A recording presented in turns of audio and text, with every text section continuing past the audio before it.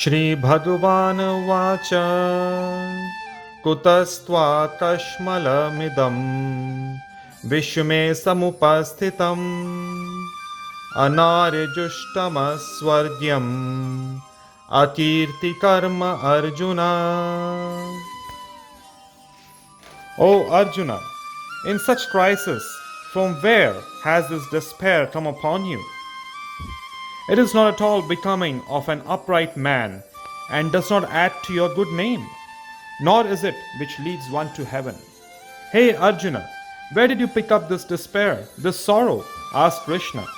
Arjuna had been talking in a way that did not sound like him at all, because it was totally unexpected.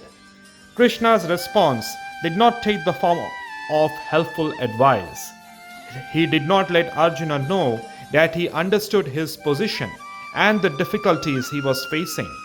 Instead, he whipped him with his tongue. Where did this despair come from, Arjuna? It does not befit you at all, he said. To expand Krishna's words, you have missed your calling, Arjuna. How could you have hidden this from me all these years?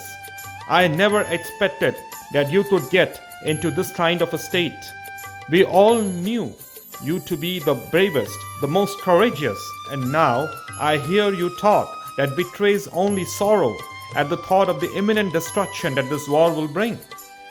It may have been all right if you had mentioned all this before we came to the battlefield.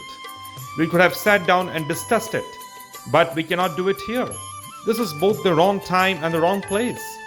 This is when that Arjuna should have been spending his time on the strategies of the war, such as deciding with whom he should fight and how to proceed. He was in the battlefield, standing in the midst of the two armies, having requested Krishna to be his driver.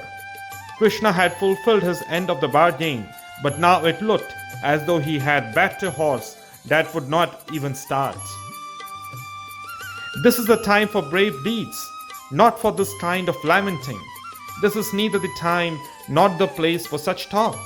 Krishna therefore demanded to know where all these had come from. Arjuna was reminded by Krishna that he had always been an Arya, a man who did what was to be done. From such a man, despair is not expected. Krishna also told him that he was contemplating was a Swargya, not the way to heaven. Arjuna had said that he had heard that people who destroy the family and thereby the dharma would live in hell or Naraka, which is an abode of pain for a certain length of time.